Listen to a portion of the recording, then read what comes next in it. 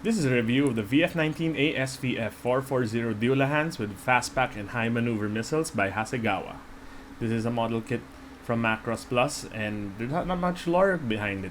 And this is me washing the shame out of what will be a disaster of a build because I'm not used to small parts and very large decals. But if you're used to building, you would know that you would take out. Never mind, I did not anticipate this cut. Never mind. But yeah, there's me cutting up the runners for the fuselage and the body. Trying in vain to make sure it's as clean as possible. Yep. Cleaning up.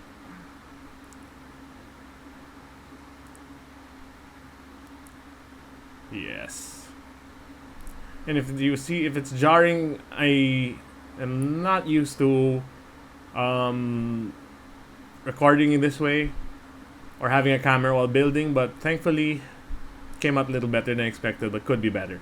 But yeah, a lot of the part for the body is undergated, but I didn't exactly shave it enough with the or file it enough with the knife or the glass file. But yeah, that's how it came out at the end.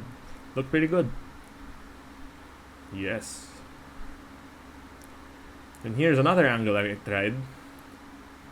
Strangely, kind of worked, but I forgot to change the aspect. What do you call it? Landscape, was it? Not sure. But yeah, that's me putting on. This is me assembling the body, putting on the. I think that's the arms on the VF-19, if I'm not mistaken. Yeah, putting some thin Tamiya glue, because it's not as strong as the regular one with the white brush. Then test fit. Then yeah, there. Yes, you can see the white brush. That's the one that's a little more intense. Now here's another angle of me trying that out. I'm cleaning up and testing the wings. And I'm installing the things that mount on the missiles. I do not know what they are. What they're called. What, missile mounts? What the?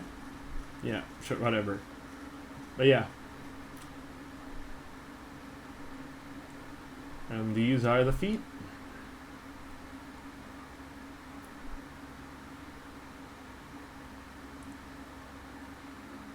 The more I watch this, the more I see what I did wrong. But that's okay. This is a really fun build. I'm normally accustomed to building Gunpla, where it's mostly snap fit. Here, it requires a little more PLC when handling, and then here I am masking the kit and preparing it for airbrushing. It's my first. This is also the first time I ever airbrushed, so I'm a little new, and I wasn't exactly shy about taping up the whole damn thing. As you could see, I spent way too much time on that.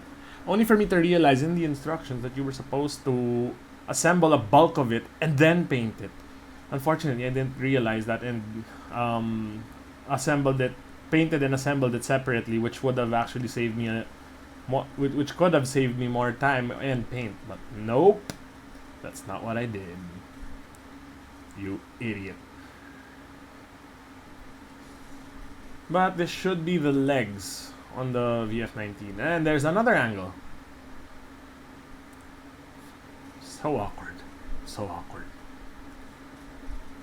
But yeah, hopefully in future videos I'll be able to do a proper angle. But it's here in the Philippines it's very hard to get by come by Macross kits. So when I saw this in Sam's model kits, I just had to grab it because they're very rare here, despite the fact with the whole Macross can be distributed abroad now. It's still an issue to acquire model kits.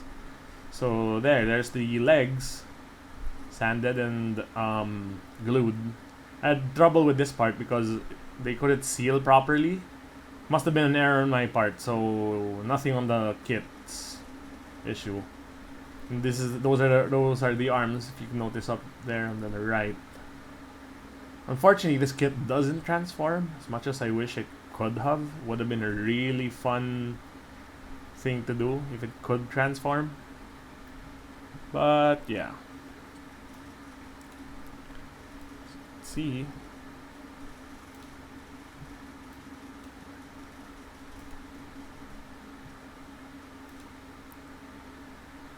And the camera's off.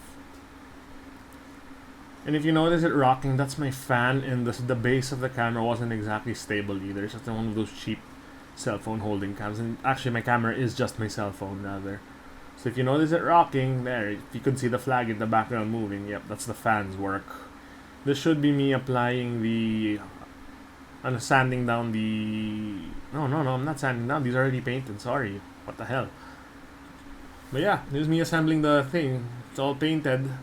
I lost one of the lights on the wings. So what I did was I painted it to look like it was scratched up, and it lost the bulb there. And here we have the massive sheet of water slide decals, which was really tricky to apply. And here's the finished product.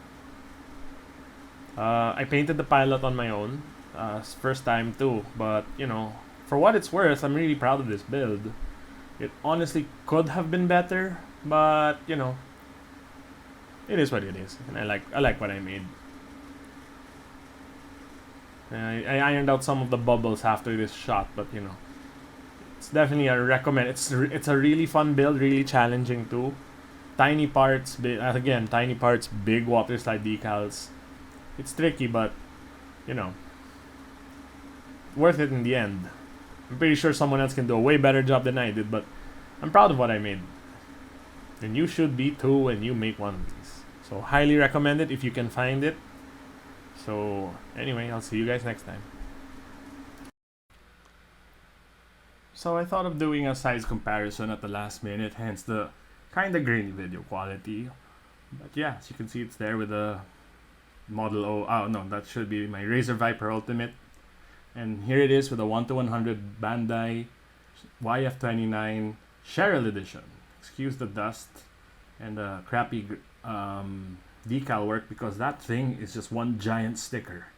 And it was really tricky to put on. But there it is, next to a 1/100 up against a 1/72 scale model kit. Up next is the disaster of a kit. Well, not really a disaster. It was a fun build. It's just that it was just really difficult to work on. And transforming it's a pain, and I did not bother doing it with the decals yet. But this is the YF27 Lucifer from Bandai. It should be in the same scale as the Dullahan of Hasegawa, but as you can see here, I'm actually going to point out that Brera and Ranka, who are both inside the Lucifer, are a little smaller than the pilot inside the YF19, as you can see there. I took it off the stand for a little bit. They do look to scale because the Lucifer is quite a big Valkyrie. But yeah, there, as you can see, smaller pilots compared to the one in the Dullahan. But yeah, they actually look pretty good together, don't they? I was actually talking while this was ongoing, but you know, I'm just dubbing over it because I realized the audio quality sucks.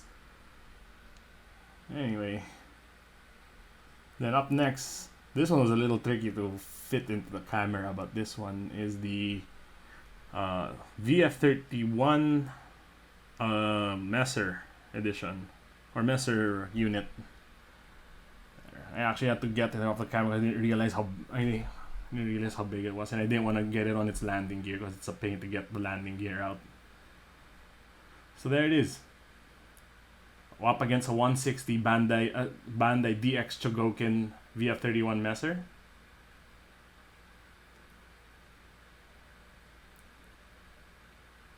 And then up next is, I didn't bother transforming this next one because I actually do own also a DX YF29, but it's already in Jurwalk mode, and so is this next one, which is the 148 scale VF1S Roy Fokker Special.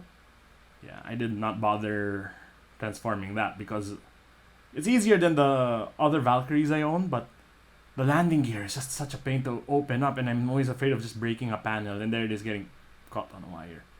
But yeah, there's a scale against a 148, 172 up against a 148. I mean, it looks good, but it's off scale, so it really will look off. And there I am trying to pile all my Valkyries together and see how much of them can fit in a single frame. But yeah, I kind of did this in an impromptu session, figuring that, you know, it would be fun to do a size comparison. There it is. 100, 162, 172, 160, and a 148. There. Here I am trying to figure out how to get the messer to fit in, because the wingspan's insane on both the 148 and 160 DX. I mean, it's part of what makes them fun, though. And here I'm trying to outmaneuver the ring lights cable. Yeah, ain't that a good-looking fighter? Yeah, there they are. All my Valkyries. I do have a VF31 model kit, but it's in Batroid mode, and transforming it is gonna be a pain, and I won't even bother. So yeah, there they all are.